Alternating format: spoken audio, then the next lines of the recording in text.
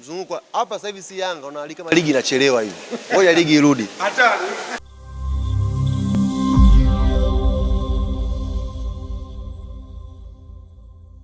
Hali ya kikosi cha Young Africans wewe kama shabiki wa Young Africans hivi sasa unaiona vipi na nini maoni yako kuendana na mwendelezo ambao klabu yako Young Africans unao sasa hivi?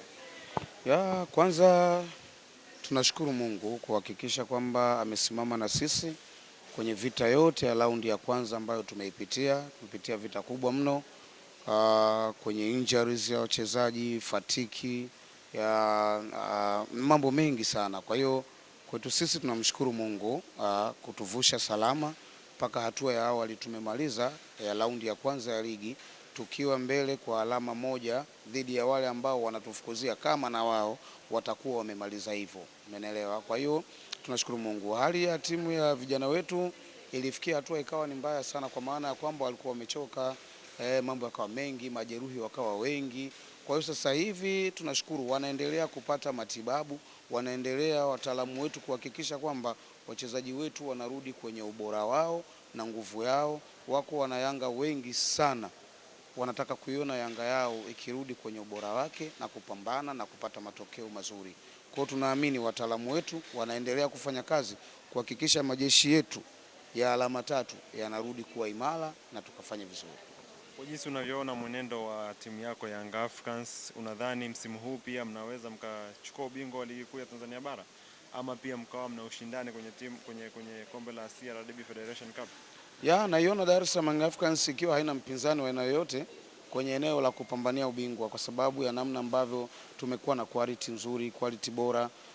Wewe pia ni shahidi kwamba pamoja na kwamba Dar es Salaam Young Africans tumeruzi kwenye zile sare nyingi, kama wapinzani wetu wangekuwa ni bora zaidi, hapo ndipo ilikuwa ni nafasi ya wao kujichukulia utawala. Utakubaliana na mimi kwamba tumekwenda kupoteza kwa sare kadha wa kadha, lakini mpinzani wetu wakati sisi tuna sare na yeye anakwenda kusare.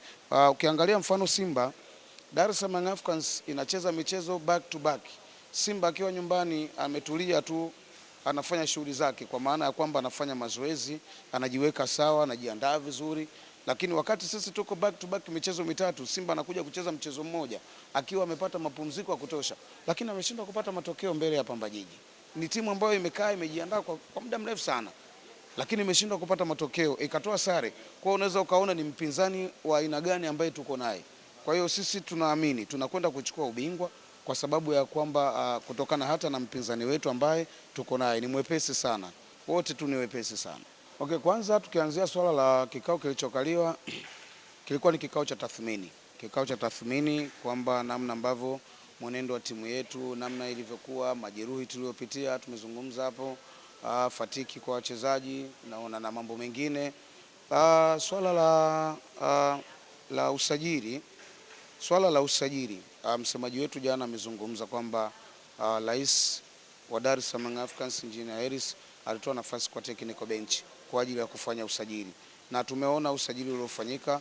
Kama kuna mahala tulifeli kwenye usajili, basi tumefeli kwenye usajili ambao aliuhitaji mwalimu, mnaelewa. Kwa hiyo kuna namna ambavyo anatakiwa kurudi tena kwa ajili ya kuandaa tena kikosi pia upya, mnaelewa. Lakini kwenye swala lingine la kuhusiana na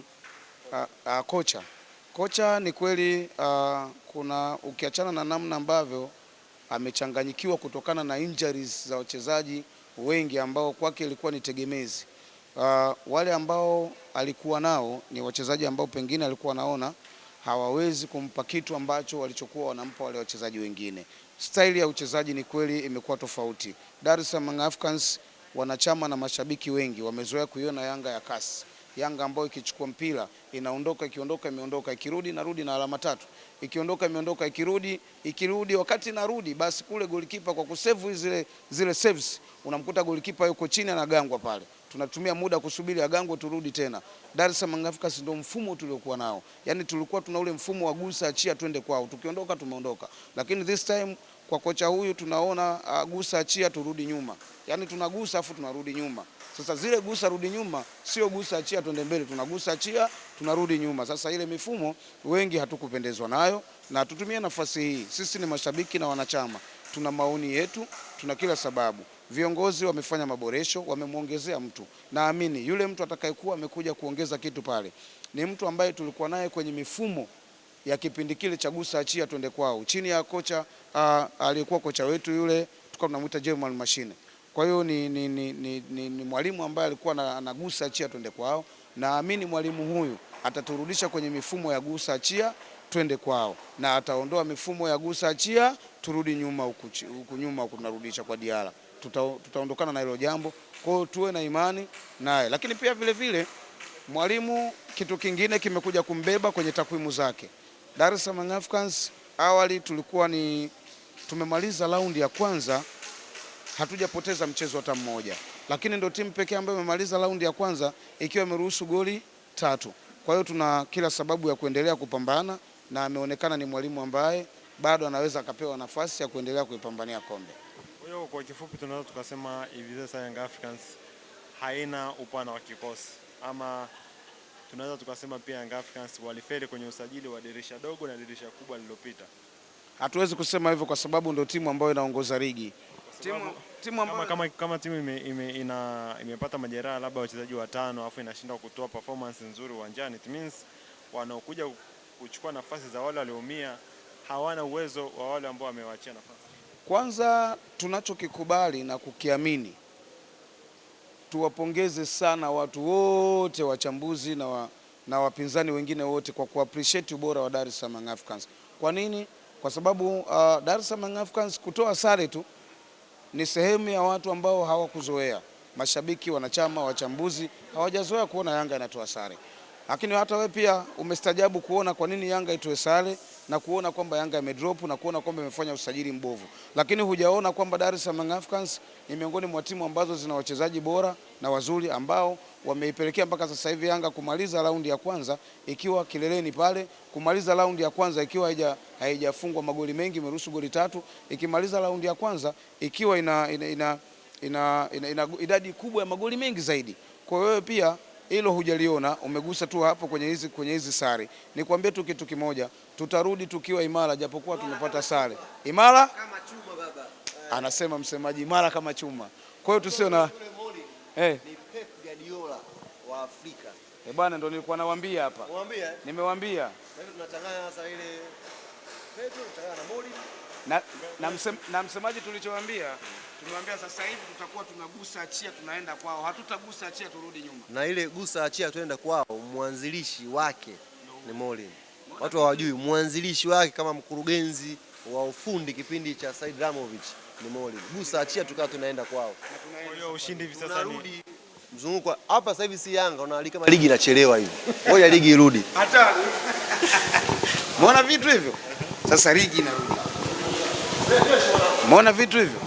Tukirudi tutarudi tukiwa imara, kwa hiyo tutakuwa tunagusa achia twende kwao. Kwa hiyo mimi naamini ni watoe hofu wapenzi wanachama wa Dar es Salaam Africans kuwa na imani na timu yao. Tayari viongozi wameshaona wapi ambapo kulikuwa kuna tofauti, wapi ambapo palipokuwa panavuja, na ndio maana amekuja mwanzilishi wa gusa achia twende kwao. Kwa hiyo naamini kabisa tutakachokifanya sisi nitakwenda kufurahi Mwanza. Wana Mwanza wajiandae tu kutupokea, timu yetu ya ushindi, timu yetu ya watu wa kazi, tuko njiani tunakuja. Of course tumekuwa tukishuhudia mabadiliko ndani ya klabu ya Young Africans, lakini hii la kumleta kocha ambaye ama mkurugenzi wa ufundi ambaye tayari alishakupita klabuni pale kidogo limetuletea maswali sisi waandishi wa habari na wadau wa soka kwamba yawezekana kuna maamuzi ambayo yanafanyika kwenye klabu ambayo sio sahihi. Kama mmemchukua mtu aliye sahihi, mlimtoa mtu aliye sahihi kwenye klabu, then hivi sasa mnamrudisha, it means kuna maamuzi fulani mliyachukua ambayo sio sahihi. Sasa unazungumzia vipi maamuzi ambayo yanafanyika ndani ya klabu yako ya kumtoa mtu then baadaye mnamrudisha? Kuna umakini ambao unakosekana kwenye baadhi ya maamuzi ambayo klabu yako inachukua, ama unatazama vipi swala hili? Okay, asante. Kwanza nikutoe hofu kitu kimoja. Kocha aliyeongezwa sio kocha ambaye aliondolewa kwamba kiwango chake ni kibovu au ameshindwa kufanya kazi hivi, hapana. Kwanza ungetakiwa kujua ni kwa nini aliondoka Yanga, umeelewa? Kwa sababu walimu hawa wana vitu vingi. Mwalimu anaweza akawa amepata nafasi nyingine sehemu nyingine, akaomba yeye kuondoka kwa sababu anataka kaangalie changamoto sehemu nyingine. Lakini mwalimu huyo anaweza labda akaondolewa kwa sababu ya kutokuwa na utendaji mzuri wa kazi. Mimi naamini mwalimu huyu ambaye tumemuomba arudi ni mwalimu ambaye yeye mwenyewe aliomba kuondoka kwa ajili ya kwenda kuangalia changamoto yake sehemu nyingine, kwa maana ya kwamba alikuwa ameshapata kibarua sehemu nyingine, akatuomba sisi aondoke aende kwenye mazingira yale. Nafikiri kama unaweza kuwa na kumbukumbu nzuri, ilitangazwa mwalimu huyu anakwenda wapi na wapi amepata kibarua. Kwa hiyo imefanyika kazi kubwa sana kuhakikisha inavunjwa ile content aliyokuwa nayo kule, mkataba aliokuwa nao kule. Imefanyika kazi kubwa ya kuvunja na kuhakikisha anakuja kwenda kuongeza nguvu. Mimi nikuhakikishie, kama uliwahi kuiona Yanga yenye spidi kipindi cha Lamovic, ndo Yanga ambayo ilikuwa inaundwa na hawa watu wawili, kiwemo huyo bwana aliyekuja na yule pale. Kwa hiyo mimi naamini tunakwenda kuwa na timu imara na bora zaidi, tunakwenda kushambulia kwa kasi.